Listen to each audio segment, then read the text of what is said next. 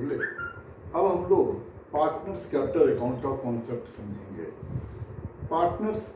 Partnership firm partners के capital account को दो तरीके से मेंटेन कर सकता है। एक को फिक्स्ड कैपिटल अकाउंट मेथड कहते हैं और दूसरे को फ्लक्चुएटिंग कैपिटल अकाउंट मेथड कहते हैं। पहले फिक्स्ड कैपिटल अकाउंट मेथड सीखेंगे। इस मेथड से दो अकाउंट मेंटेन किए जाते हैं, पार्टनर्स कैपिटल अकाउंट्स और पार्टनर्स करंट अकाउंट्स। पहले पार्टनर्स कैपिटल अकाउंट का कॉन्सेप्ट समझेंगे। पार्टनर्स कैपिटल अकाउंट का फॉर्मेट पेज नंबर 1.24 पर देख लेंगे। इसका फॉर्मेट दिया हुआ है। कैपिटल अकाउंट के क्रेडिट साइड में पहले कैपिटल का ओपनिंग बैलेंस लिखेंगे, फिर एडिशनल कैपिटल क्रेडिट साइड में बाय बैंक करके लिखेंगे। अगर drawing against capital during the year में हुआ हो तो उसको डेबिट साइड में लिखते हैं। कैपिटल अकाउंट का हमेशा क्रेडिट बैलेंस होता है, इस बात को ध्यान में रखेंगे, हमेशा ही क्रेडिट बैलेंस होता है। अब इसके ऊपर एग्जाम में क्वेश्चन आ सकता है कि कैपिटल अकाउंट का डेबिट बैलेंस हो सकता है, क्रेडिट बैलेंस हो सकता है, दोनों बैलेंस हो सकता है, नन। इस तरीके से एग्जाम में एमसीक्यू में क्वेश्चन आ सकता है, तो केयरफुल रहेंगे उस पर कि इसमें कई बार बच्चे कंफ्यूज हो जाते हैं कि गलत आंसर में टिक कर देते हैं। तो याद रखेंगे कि जब कैपिटल अकाउंट फिक्स्ड मेथड से मेंटेन होता है तो कैपिटल अकाउंट का हमेशा ही क्रेडिट बैलेंस होता है। अब आते हैं पार्टनर्स करंट अकाउंट में। करंट अकाउंट का क्रेडिट बैलेंस भी हो सकता है, ओपनिंग बैलेंस क्रेडिट भी हो सकता है, डेबिट भी हो सकता है। तो जैसा बैलेंस हो करंट अकाउंट में दोनों साइड में लिख देते हैं। क्रेडिट बैलेंस है तो by balance BD, debit balance है तो टू बैलेंस बीडी। फिर क्रेडिट साइड में इंटरेस्ट ऑन कैपिटल लिखेंगे, कमीशन लिखेंगे, पार्टनर्स रेम्यूनरेशन लिखेंगे और profit and loss appropriation account में जो डिविजिबल प्रॉफिट आया है वो लिखेंगे। डेबिट साइड में करंट अकाउंट का डेबिट बैलेंस लिखेंगे, फिर ड्राइंग अगेंस्ट प्रॉफिट लिखेंगे, इंटरेस्ट ऑन ड्राइंग लिखेंगे और profit and loss appropriation account लिखेंगे अगर डिविजिबल लॉस है तो। फिर करंट अकाउंट के क्रेडिट का टोटल ज़्यादा है तो डेबिट साइड में टू बैलेंस सीडी लिख देते हैं और डेबिट बैलेंस ज़्यादा है तो क्रेडिट साइड में बाय बैलेंस सीडी लिख देते हैं। अब आते हैं फ्लक्चुएटिंग कैपिटल अकाउंट मेथड में। फ्लक्चुएटिंग कैपिटल अकाउंट मेथड के बारे में एक बात समझ लेंगे कि आगे के जितने भी चैप्टर्स हैं इस बुक में उसमें कैपिटल अकाउंट में अगर मेथड किस मेथड से कैपिटल अकाउंट मेंटेन करना है ये जनरली मेंशन नहीं होता है। अगर कैपिटल अकाउंट किस मेथड से मेंटेन करना है ये मेंशन नहीं हो तो कैपिटल अकाउंट हमेशा ही फ्लक्चुएटिंग मेथड से मेंटेन करते हैं। जब फिक्स मेथड से कहा हो या करेंट अकाउंट बनाने के लिए कहा हो तभी उसको फिक्स मेथड से बनाते हैं। फ्लक्चुएटिंग मेथड एक तरीके से फिक्स मेथड के कैपिटल अकाउंट और करेंट अकाउंट का कॉम्बिनेशन है, उस दोनों को कंबाइन कर देते हैं। लेकिन उसमें कोई करेंट अकाउंट का बैलेंस नहीं आ गया क्योंकि करेंट अकाउंट मेंटेन होता ही नहीं है, कैपिटल अकाउंट होता है। तो कैपिटल अकाउंट का फॉर्मेट पेज नंबर 1.25 पर देख करके समझ लेंगे। कैपिटल अकाउंट के क्रेडिट साइड में कैपिटल का ओपनिंग बैलेंस होगा, फिर उसके नीचे अगर एडिशनल कैपिटल हो तो बाई कैश या बाई बैंक लिखेंगे, इंटरेस्ट ऑन कैपिटल के लिए बाई इंटरेस्ट ऑन कैपिटल लिखेंगे, कमीशन के लिए बाई कमीशन लिखेंगे, बाई पार्टनर सैलरी लिखेंगे और डिविजिबल प्रॉफिट के लिए by profit and loss appropriation account लिखेंगे। और इसके डेबिट साइड में याद रखेंगे कि फ्लक्चुएटिंग मेथड से कैपिटल अकाउंट मेंटेन होने पर उसका डेबिट बैलेंस भी हो सकता है, उसका क्रेडिट बैलेंस भी हो सकता है।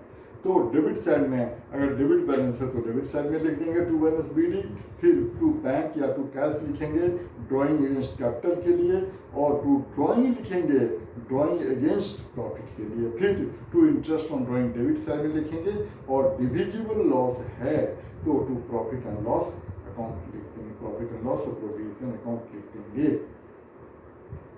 इसके बाद कैपिटल अकाउंट को बैलेंस करते हैं। क्रेडिट का टोटल ज़्यादा हो तो डेबिट साइड में closing balance to balance CD लिखेंगे, अगर डेबिट का टोटल ज़्यादा हो तो क्रेडिट साइड में बाई बैलेंस सीडी लिख देंगे। अब इन दो टाइप के कैपिटल अकाउंट्स का कॉन्सेप्ट और क्लियर करने के लिए इन दोनों में डिस्टिंक्शन भी अच्छी तरह से समझ लेंगे। इन दोनों में चार बेसिस पर डिस्टिंक्शन करते हैं। एक तो नंबर ऑफ अकाउंट्स के बेसिस पर, नंबर ऑफ अकाउंट्स मेंटेन्ड, तो फिक्स मेथड से दो अकाउंट मेंटेन होते हैं, एक पार्टनर्स कैपिटल अकाउंट, दूसरा पार्टनर्स करंट अकाउंट। दूसरा है frequency of change, fixed method में कैपिटल का बैलेंस कभी चेंज नहीं होता है, फ्लक्चुएटिंग मेथड में कैपिटल का बैलेंस चेंज होता है। नाउ ट्रीटमेंट ऑफ ट्रांजैक्शन, जितने भी ट्रांजैक्शंस होते हैं फिक्स्ड मेथड के अंदर, जैसे interest on capital, interest on drawing, तो इन सब का ट्रीटमेंट करेंट अकाउंट के अंदर होता है, जबकि फ्लक्चुएटिंग मेथड से वो कैपिटल अकाउंट के अंदर होता है। अब बैलेंस के बेसिस पर दोनों में डिफरेंस समझेंगे कि फिक्स्ड कैपिटल अकाउंट मेथड से कैपिटल का बैलेंस हमेशा क्रेडिट ही होगा, जबकि फ्लक्चुएटिंग मेथड से जब कैपिटल अकाउंट मेंटेन होता है तो उसका क्रेडिट बैलेंस भी हो सकता है और डेबिट बैलेंस भी हो सकता है। अब अगला टॉपिक हम लोग सीखेंगे interest on capital. Interest on capital का भी ट्रीटमेंट समझने के लिए एक चार्ट सा बना लेंगे। ऊपर में इंटरेस्ट ऑन कैपिटल लिखेंगे, उसको दो पार्ट में डिवाइड कर लेंगे।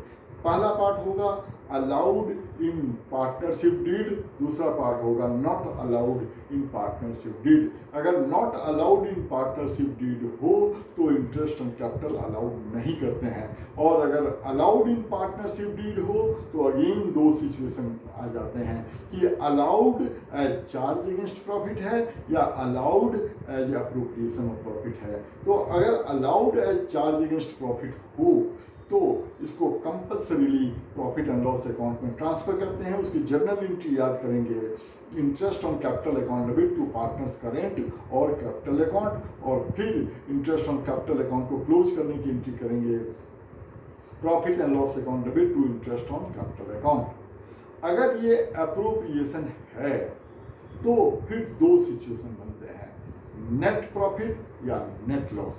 अगर नेट लॉस हो तो किसी तरह का कोई अप्रोप्रिएशन नहीं होता है। इस बात पर बहुत ध्यान देंगे, इस पर बहुत सारे क्वेश्चन आते हैं। नेट लॉस होता है और स्टूडेंट अप्रोप्रिएशन उसके बावजूद कर देते हैं, आंसर गलत हो जाता है, टाइम वेस्ट हो जाता है, एनर्जी वेस्ट हो जाता है। और अगर नेट प्रॉफिट है तो फिर तीन सिचुएशन बनेंगे, appropriation less than interest on capital less than net profit, interest on capital equal to net profit, और interest on capital more than net profit. अगर interest on capital less than net profit हो तो जितना interest on capital होता है उतना allow कर देते हैं। अगर interest on capital net profit के इक्वल हो तभी पूरा का पूरा इंटरेस्ट ऑन कैपिटल अलाउ करते हैं। लेकिन अगर interest on capital net profit से ज़्यादा हो तो पार्टनर्स के इंटरेस्ट ऑन कैपिटल का आपस में रेशियो बना लेते हैं और उस रेशियो में इंटरेस्ट ऑन कैपिटल को डिस्ट्रीब्यूट कर देते हैं। इसके लिए जो पेज नंबर 1.35 पर इलस्ट्रेशन नंबर 20 दिया हुआ है वो कर लेंगे तो इसका कॉन्सेप्ट अच्छी तरह से क्लियर हो जाएगा। अब जरा इंटरेस्ट ऑन कैपिटल जब कैलकुलेट करते हैं तो वहाँ पर भी दो बातों को ध्यान में रखते हैं। एक बात ध्यान में रखेंगे कि इंटरेस्ट ऑन कैपिटल हमेशा ओपनिंग कैपिटल पर कैलकुलेट किया जाता है। इस बात को ध्यान में रखेंगे कि अगर क्वेश्चन के अंदर कैपिटल का क्लोजिंग बैलेंस दिया हो और इंटरेस्ट ऑन कैपिटल निकालना हो तो अपना पहला काम होगा क्लोजिंग कैपिटल से ओपनिंग कैपिटल निकालना। अब चूंकि कैपिटल अकाउंट दो तरीके से मेंटेन होते हैं, फिक्स्ड मेथड से और फ्लक्चुएटिंग मेथड से, तो इन दोनों ही मेथड से ओपनिंग कैपिटल निकालने के दो फॉर्मूले हो जाएंगे। अगर ये पेज नंबर 1.36 पर देख लेंगे कि अगर कैपिटल अकाउंट फिक्स्ड मेथड से मेंटेन हो रहा है तो ओपनिंग कैपिटल निकालने के लिए क्लोजिंग कैपिटल में ड्रॉइंग अगेंस्ट कैपिटल को ऐड करेंगे और एडिशनल कैपिटल को लेस करेंगे तो ओपनिंग कैपिटल आ जाएगा। लेकिन फ्लक्चुएटिंग मेथड में कुछ ज़्यादा एडजस्टमेंट्स करने होंगे। फ्लक्चुएटिंग मेथड से अगर कैपिटल अकाउंट मेंटेन हो रहा है तो उस केस में क्लोजिंग कैपिटल के अंदर 4 आइटम ऐड करने पड़ सकते हैं, drawing against capital, drawing against profit, interest on drawing और share of loss for the year. इन 4 आइटम्स को ऐड करने पड़ सकते हैं और 4 ही आइटम को लेस भी करने पड़ सकते हैं, जैसे additional capital introduce during the year, partner salary और रेम्यूनरेशन, इंटरेस्ट ऑन कैपिटल और share of profit for the year. इसको माइनस करेंगे तो ओपनिंग कैपिटल आ जाएगा। ओपनिंग कैपिटल आने के बाद ही उस पर इंटरेस्ट ऑन कैपिटल कैलकुलेट करेंगे। इसके लिए इलस्ट्रेशन नंबर 22, 23, 24 कर लेंगे तो बहुत अच्छा रहेगा। अब ये इलस्ट्रेशन नंबर 25 इस टॉपिक का मोस्ट इंपॉर्टेंट क्वेश्चन है। ये इसमें आन and Mohan are partners sharing profits and losses in the ratio of 3:2। The firm maintains fluctuating capital account and balances of their capital as on 31st March 2024 was 4 lakh and 3,50,000. Drawing during the year were 75,000. As per partnership deed, interest on capital at the rate of 10% on opening balance has to be allowed to them, and उसके बाद कहा है कि capital calculate opening capital of partners given that net profit during the year was 2,25,000. तो यहाँ पर opening capital हमें निकालना है, तो एक टेबल सा बनाएंगे, एक चार्ट सा बनाएंगे। ऊपर में कैपिटल लेटर में याद रखेंगे, कैपिटल लेटर में कैलकुलेशन ऑफ ओपनिंग कैपिटल लिखेंगे, पर्टिकुलर्स लिखेंगे, फिर राइट साइड में on and rupees, Mohan and rupees लिख लेंगे। इसके बाद क्लोजिंग कैपिटल जो क्वेश्चन में दिया हुआ है 4 लाख एंड 3,50,000 लिखते हैं, और इसमें ड्राइंग दोनों की 75,000 ईच है, तो इन दोनों को ऐड कर लेंगे तो वो अमाउंट 4,75,000 एंड 4,25,000 बनते हैं। इसके बाद इसमें से प्रॉफिट को माइनस करेंगे। अब यहाँ पर ध्यान देने की जरूरत है कि प्रॉफिट हम लोग डिविजिबल प्रॉफिट को लेस करते हैं, जबकि क्वेश्चन के अंदर नेट प्रॉफिट दिया हुआ है। तो वर्किंग नोट में हम लोग सबसे पहले डिविजिबल प्रॉफिट निकालेंगे, और डिविजिबल प्रॉफिट निकालने के लिए वर्किंग नोट में नीचे ध्यान देंगे कि पहले फर्म पूरा क्लोजिंग कैपिटल को ऐड कर लेगा, उसमें टोटल ड्राइंग्स को ऐड करेगा, तो वो अमाउंट बनता है 9 लाख। उसमें से नेट प्रॉफिट को माइनस कर लिया 2,25,000, तो 6,75,000 का ओपनिंग कैपिटल आया। इस 6,75,000 पर 10% के रेट से 67,500 का इंटरेस्ट ऑन कैपिटल होगा। अब जो 2,25,000 का नेट प्रॉफिट है, इसमें से 67,500 माइनस कर लेंगे तो डिविजिबल प्रॉफिट 1,57,500 का बनेगा, और इसे ही इनका जो प्रॉफिट शेयरिंग रेशियो है 3:2 के रेशियो में इसको डिस्ट्रीब्यूट कर देंगे, और इन दोनों के कैपिटल से इसको माइनस करेंगे तो उनका ओपनिंग कैपिटल आ जाएगा 3,80,500 एंड 3,62,000। अब इसके अंदर एक अगली वर्किंग करनी होगी, क्योंकि ये जो ओपनिंग कैपिटल है ये इंक्लूडिंग इंटरेस्ट ऑन कैपिटल है। अब ये जो इंक्लूडिंग इंटरेस्ट ऑन कैपिटल है, तो फिर वही जैसे managers commission, transfer to reserve का सीखे, पार्टनर्स कमीशन का कॉन्सेप्ट सीखे, आफ्टर चार्जिंग सच कमीशन का कॉन्सेप्ट लगेगा।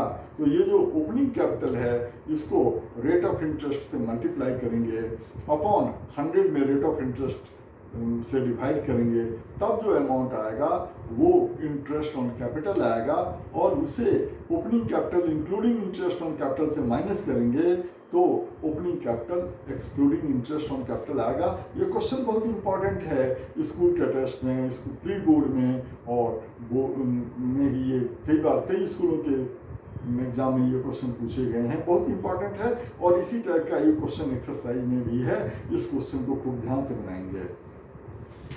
तो इस तरीके से इंटरेस्ट ऑन कैपिटल का कॉन्सेप्ट क्लियर हो गया। अब हम लोग अगले टॉपिक में आते हैं पार्टनर्स रेम्यूनरेशन में। पार्टनर्स रेम्यूनरेशन में यह ध्यान रखेंगे कि जैसे क्लास 11 में मैनेजर्स कमीशन हम लोग फाइनल अकाउंट चैप्टर नंबर 19 में निकालते थे, वही कॉन्सेप्ट होगा यहाँ। बट दोनों में फर्क क्या है कि जो मैनेजर का कमीशन होता था वो चार्ज अगेंस्ट प्रॉफिट होता था, और पार्टनर्स को जो कमीशन मिलता है वो अप्रोप्रिएशन ऑफ प्रॉफिट होता है, जिसको profit and loss appropriation account में दिखाते हैं। यहाँ पर भी ध्यान में रखेंगे, अगर कमीशन का रेट दिया हुआ है, ओनली सिंपली रेट दिया हुआ है, तो जो divisible profit before managers commission होगा उसको उस रेट से मल्टीप्लाई करेंगे, वो मैनेजर्स कमीशन आएगा। ये वर्किंग नोट में कैलकुलेट करेंगे, फिर profit and loss appropriation account के डेबिट साइड में इसको लिख देते हैं तो डिविजिबल प्रॉफिट आ जाता है। लेकिन अगर ये डिविजिबल प्रॉफिट का परसेंटेज दिया हुआ है तो उसे उस रेट से, कमीशन के रेट से मल्टीप्लाई करेंगे और डिवाइड करेंगे 100 प्लस रेट ऑफ कमीशन।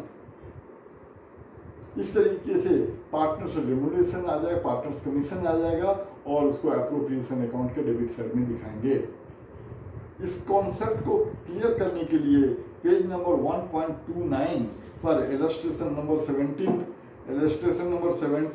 और इलस्ट्रेशन नंबर 18 कर लेंगे तो इसका कॉन्सेप्ट क्लियर हो जाएगा। बंद करना।